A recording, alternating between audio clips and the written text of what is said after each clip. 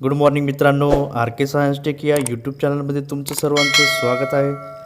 आपण 9th standard science subject first unit laws of motion याचा शेवटचा टॉपिक बघणार आहोत. त्याचं नाव आहे Newton's third law of motion. मित्रांनो, हा जो काही टॉपिक आहे तो व्हेरी IMP आहे. या अगोदर आपण Newton's first law and second law of motion in detail study केलेला आहे. त्याची लिंक मी डिस्क्रिप्शन बॉक्समध्ये दिलेली आहे, तिथं जाऊन ते व्हिडिओ तुम्ही बघून घ्या. Newton's third law of motion याला सुरुवात करण्या अगोदर आपण एक इमेज ड्रॉ करून घेऊ, म्हणजे कन्सेप्ट समजायला सोपा जाणार. आता नीट समजून घ्या. We have learned about force and its effect on an object through Newton's first and second law of motion. म्हणजेच आपण न्यूटनच्या गतिविषयक पहिल्या दोन नियमांमधून बल आणि बलाचे परिणाम यांची माहिती आपण मिळवली आहे. However in nature force can not act alone. आता एक गोष्ट समजून घ्या की निसर्गात बल ही गोष्ट जी आहे ती एकांगी असूच शकत नाही. म्हणजेच फोर्स जो आहे तो एकटा जो असतो तो ॲक्ट होऊच शकत नाही निसर्गामध्ये. However in nature force can not act alone. बल ही दोन वस्तूंमधील अनोन्य प्रक्रिया आहे. म्हणजेच force is a reciprocal action between two objects. Force are always applied in pairs. हा मुद्दा लक्षात असू द्या. म्हणजेच जे काही बल असतात ते नेहमी जोडीनेच प्रयुक्त होतात in pair. When one object applies a force on another object, the latter object also simultaneously applies a force on the former object. आता हा कन्सेप्ट व्यवस्थित लक्षात घ्या.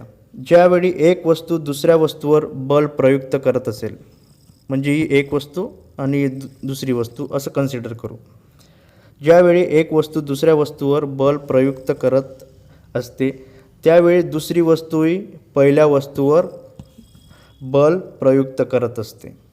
ठीक आहे, हा मुद्दा व्यवस्थित लक्षात असते. पुढचा पॉईंट बघा. The forces between two objects are always equal and opposite. म्हणजेच दोन वस्तूंमधील बले नेहमी समान व विरुद्ध असतात. The forces between two objects म्हणजे या दोन ऑब्जेक्ट्समध्ये जे काही फोर्स असतील, बल असेल, ते नेहमी कसे असतात, इक्वल अँड अपोजिट. आता तुम्ही इमेजमध्ये बघू शकता यांची डायरेक्शन अपोजिट आहे आणि ते इक्वल आहे. ठीक आहे, इक्वल म्हणजे त्यांची जी काही इथं लेंथ बघू शकतो आपण किंवा त्याचा परिणाम असेल तो काय असेल, इक्वल असेल. This idea is express in Newton's third law of motion. आणि ही जी काही संकल्पना किंवा कल्पना आहे ती न्यूटनच्या गतिविषयक तिसऱ्या नियमात मांडली आहे. मित्रांनो, आता थोड्याच वेळात आपण व्हिडिओच्या माध्यमातून काही एक्झाम्पल घेऊ आणि त्यांच्या माध्यमातून Newton's third law of motion जो आहे तो व्यवस्थित समजून घेऊ. हा जो काही थर्ड लॉ ऑफ मोशन आहे तो व्हेरी IMP आहे आणि हा व्हिडिओ जो आहे तो सुद्धा खूप महत्त्वाचा आहे. म्हणून शेवटपर्यंत व्हिडिओ जो आहे तो मन लावून बघा. पुढचा पॉईंट व्यवस्थित समजून घ्या. The force applied by the first object is called action force, while the force applied by the second object on the first is called reaction force. आपण बघितलंच होतं की एक ही पहिली वस्तू समजू आणि दुसरी वस्तू समजू. ठीक आहे, ते एकमेकांवर इक्वल आणि अपोजिट फोर्स हे ॲप्लाइड करत असतात. ठीक आहे, पहिली वस्तू जी असते ती दुसऱ्या वस्तूवर फोर्स ॲप्लाय करते, त्याला ॲक्शन फोर्स असं म्हणतो. आणि जी काही दुसरी वस्तू असते ती पहिल्या वस्तूवर जो काही फोर्स ॲप्लाय करत असते त्याला रिॲक्शन फोर्स असं म्हणत असतो. म्हणजेच पहिल्या वस्तूने दुसऱ्या वस्तूवर प्रयुक्त केलेल्या बलास आपण क्रियाबल म्हणजेच ॲक्शन फोर्स, तर दुसऱ्या वस्तूने पहिल्या वस्तूवर बल प्रयुक्त केलं असेल तर त्याला आपण रिॲक्शन फोर्स म्हणजेच मराठीत त्याला प्रतिक्रिया बल असं म्हणत असतो. म्हणजेच आपल्याला न्यूटन्स थर्ड लॉ ऑफ मोशनमध्ये ॲक्शन आणि रिॲक्शन हे दोन फोर्स आपल्याला बघायचे आहेत. म्हणजेच प्रत्येक गोष्टीला ॲक्शन आणि रिॲक्शन असते. ठीक आहे, तर तेच आपल्याला व्यवस्थित समजून घ्यायचं आहे. मित्रांनो, आता रॉकेट लॉन्चरचं एक्झाम्पल घेऊन आपण Newton third law of motion व्यवस्थित समजून घेऊ. आपण बघितलंच होतं की दोन फोर्स हे ॲक्ट होत असतात, ॲक्शन फोर्स आणि रिॲक्शन फोर्स. ते दोघे इक्वल आणि अपोजिट असतात. आता हे रॉकेट जे आहे ते भरारी घेण्याच्या तयारीत आपल्याला दिसतंय. यामध्ये हॉट गॅसेस असतात. त्या हॉट गॅसेस जे असतात ते डाऊनवर्ड डायरेक्शनला फोर्स अप्लाय करून रॉकेट हे अपवर्ड डायरेक्शनला मूव्हमेंट करतं. आता नीट बघा, या डायरेक्शनला आपल्याला जे काही हॉट गॅसेस आहे ते फोर्स ॲप्लाय करताना दिसत आहे आणि त्यामुळे रॉकेट जे असतं ते अपवर्ड डायरेक्शनला मूव्हमेंट करताना आपल्याला दिसून येणार. म्हणजेच जे काही हॉट गॅसेस असतात त्यामुळे ॲक्शन फोर्स अप्लाय होतो आणि त्यामुळे रॉकेट आकाशात भरारी घेतं. ते आहे रिॲक्शन फोर्स, इक्वल आणि opposite.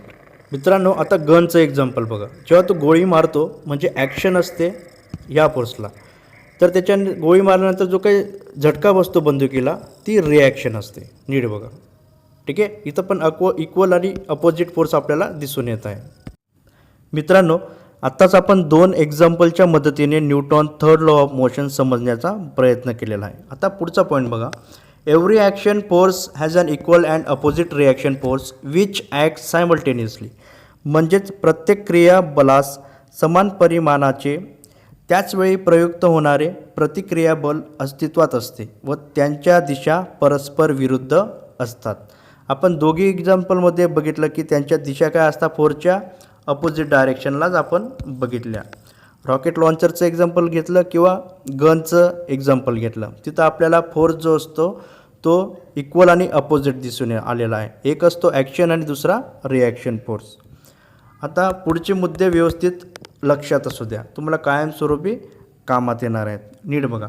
Action and reaction are terms that express force. म्हणजेच क्रिया व प्रतिक्रिया या बल स्पष्ट करणाऱ्या बाबी आहेत. म्हणजे ॲक्शन आणि रिॲक्शन हे आपल्याला फोर्स जे आहे त्याचं स्पष्टीकरण देतात. These forces act in pairs. One force can not exist by itself. म्हणजेच हे जे काही बल असतात ते जोडीनेच प्रयुक्त होतात आणि हे बल स्वतंत्र पद्धतीने कधीच अस्तित्वात नसतात. Action and reaction forces act simultaneously.